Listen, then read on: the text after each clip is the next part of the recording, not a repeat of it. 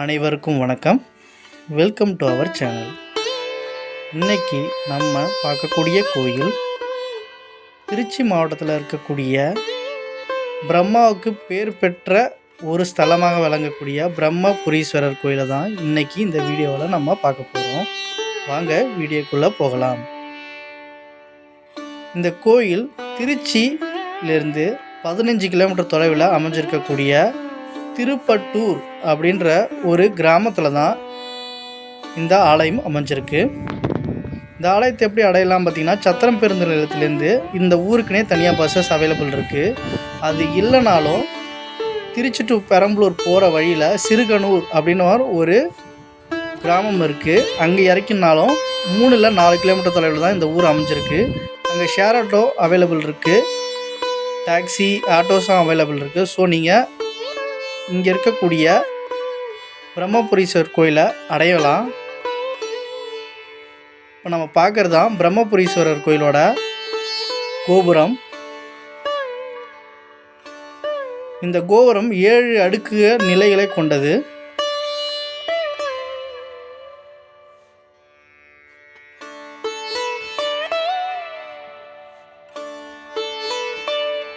இந்த ஸ்தலம் பிரம்மா வழிபட்டதால தான் இந்த ஸ்தலத்துக்கு பிரம்மபுரீஸ்வரர் கோயில் அப்படின்னு சொல்லப்படுது. மேலும் இங்கு முருகன் தன் படையை திரட்டி கொண்டு போய் சூரனை அழிக்கிறதுக்கு முன்னாடி இங்கே இருக்கக்கூடிய லிங்கத்தை வழிபட்டு சென்றதால தான் இங்கு திருப்படையூர் அப்படின்ற பேர் வந்ததாகவும் இந்த கிராமத்துக்கு சொல்கிறாங்க. அதுதான் பின்காலத்தில் மருவி திருப்பட்டூர் அப்படின்னு மாறினதாகவும் சொல்லப்படுது. இங்கு இந்த கோயில் ஈசனோட கோயில் அப்படின்னு சொன்னாலும் இது பிரம்மாவோட கோயில் அப்படின்றது தான் புகழ்பெற்று அடைஞ்சிருக்கு. ஏன்னா இங்கு பிரம்மாவுக்கு சாம விமோச்சனம் அடைஞ்ச ஒரு இடமாக தான் இந்த ஆலயத்தை பார்க்குறாங்க. அதனால் இங்கே இருக்கக்கூடிய மூலவரான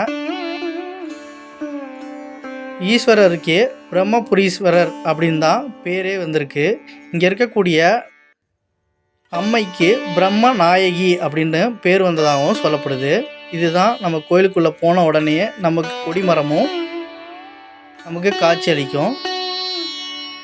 இங்கே இருக்கக்கூடிய சிற்பங்கள் அதிகமாக ரொம்ப அழகாகவே இருந்தது. நாங்கள் போகும்போது திருப்பணிகள் நடந்துக்கிட்டு இருந்த காலத்தால் பல சிற்பங்களை சரியாக எங்களால் எடுக்க முடியல. ஆனால் நீங்கள் போனீங்கன்னா நிச்சயமாக அங்கே அந்த கொடிமரத்துக்கு பக்கத்தில் இருக்கக்கூடிய மண்டபங்களில் இருக்கக்கூடிய சிற்பங்களை நிச்சயமாக கவனித்து பாருங்கள். ரொம்ப அழகாகவும் தத்துரூபமாகவுமே இருந்தது.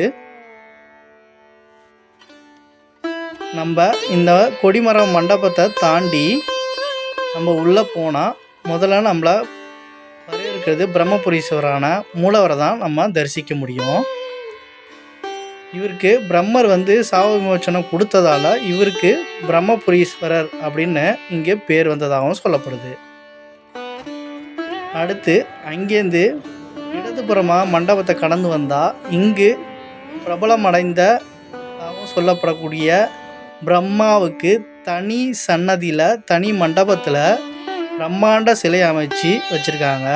இதுதான் அங்கே இருக்கக்கூடிய பிரம்மனோட சிலை. இவருக்கு மஞ்சள் சாத்தி வழிபடுறாங்க இங்கே இருக்கிற மக்கள். இங்கே வர பிரம்மாவை வணங்கி நம்மளுக்கு கொடுக்கக்கூடிய பிரசாதமும் மஞ்சள் தான். அடுத்து அங்கேருந்து சைடில் வந்தீங்கன்னா பதஞ்சலி முனிவரோட ஜீவசமாதி அமைஞ்சிருக்கும். இதுதான் நாயகி அமைஞ்சிருக்கக்கூடிய இடம். வெளிப்பிரகாரத்தில் அமைஞ்சிருக்கு. அப்படியே வெளில வந்தீங்கன்னா இங்கே இருக்கக்கூடிய பிரம்ம தீர்த்தம், அதாவது சொல்லக்கூடிய இந்த கோயிலோட தீர்த்தத்தை தான் இப்போ நம்ம பார்க்குறோம்.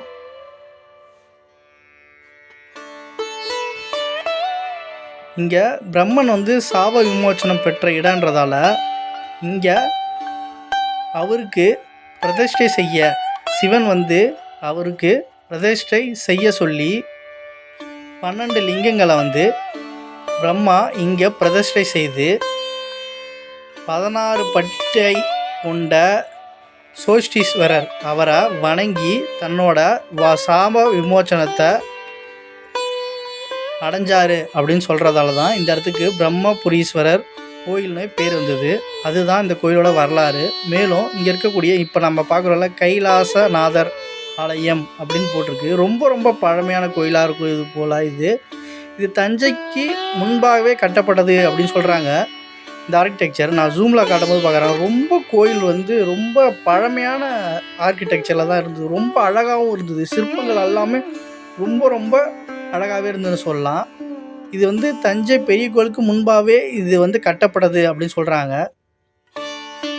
ஆனால் அந்த அமைப்பும் அப்படியே தான் இருந்தது. ரொம்ப ரொம்ப அழகான இந்த இடத்த நிச்சயமாக போனீங்கன்னா விசிட் பண்ணுங்கள். மேலும் இந்த ஸ்தலம் வந்து குரு பரிகார ஸ்தலமாகவும் பார்க்கப்படுது. ஏன்னா பிரம்மா வந்து குரு தட்சிணாமூர்த்தி குரு அவங்களாம் மூலவராக கருதப்படுவதால் அவர் இங்கே இந்த ஆலயம் வந்து குரு பரிகார ஸ்தலமாகவும் பார்க்கப்படுது. முக்கியமாக இங்கே வரவங்க பிரம்மாவை தான் பார்க்க வராங்க. இங்கே பிரம்மாவுக்கு சிவன் கொடுத்த வரம் என்ன அப்படின்னா, சாம விமோச்சனம் அடைஞ்சி பிரம்மாவுக்கு அவர் கொடுத்த வரம், உன்னை நம்பி வணங்குவோருக்கு தீய விதியே இருந்தாலும் நல்ல விதியாக மாற்றி அமைக்கும் வரத்தை உனக்கு அளிக்கிறேன் அப்படின்னு சொன்னதாக சொல்லுவது. அதாவது நம்மளுக்கு விதியே ஏதோ ஒரு தப்பான விதியாக தான் நம்மளுக்கு இருக்குது அப்படின்னு இருந்தாலும் இங்கே இருக்கக்கூடிய பிரம்மாவை நம்ம வணங்கி கேட்டால் அந்த விதியை மாற்றி நமக்கு தரக்கூடிய வல்லமை இங்கே இருக்கக்கூடிய பிரம்மாவுக்கு உண்டதாகவும், அந்த வரத்தை தான் சிவன் அவருக்கு சாப விமோச்சனம் கழிச்சிட்டு அந்த வரத்தை கொடுத்ததாகவும் சொல்லப்படுது. அதனால தான் இங்கே சொல்லுவாங்க, உங்கள் விதியை மாற்றணும் அப்படின்னு விதி இருந்தால் மட்டும்தான் இந்த கோயிலுக்கு உங்களால் வர முடியும் அப்படின்னு சொல்கிறத நம்மளால் பார்க்க முடியும். அப்படிப்பட்ட புகழ்பெற்ற ஒரு இடம்தான் இந்த பிரம்மபுரீஸ்வரர் கோயில். இதுதான் அந்த சொன்ன கைலாசநாதர் கோயிலோட சிற்பம். மூலவரான கைலாசநாதர். இந்த கோயில் ரொம்ப ரொம்ப அழகாகவே இருந்தது.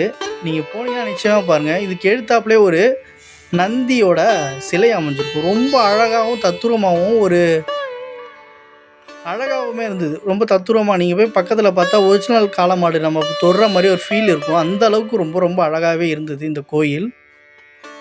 இந்த கார்டனே சுற்றி பார்த்தா ஒரு இயற்கை சூழலான அமைதியான ஒரு அமைதிக்காக நம்ம கோயிலுக்கு போவோம். அது பின்பு ஒரு மரத்தடியில் உட்காந்தா கூட ரொம்ப அழகான ஒரு கோயில். இது வந்து தலைமரமாக இருக்கக்கூடிய இந்த கோயிலோட மகிழ மரம்.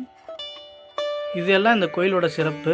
இந்த வீடியோ உங்களுக்கு கொஞ்சமாவது யூஸ்ஃபுல்லாக இருந்திருக்கும் நம்புகிறோம். இந்த வீடியோ பிடிச்சிருந்தா மறக்காம சேனலை சப்ஸ்கிரைப் பண்ணுங்கள். பக்கத்தில் பெல் ஐக்கானே ப்ரெஸ் பண்ணி ஆல் நோட்டிஃபிகேஷனையும் கொடுத்துருங்க. தேங்க்ஸ் ஃபார் வாட்சிங். நன்றி, வணக்கம்.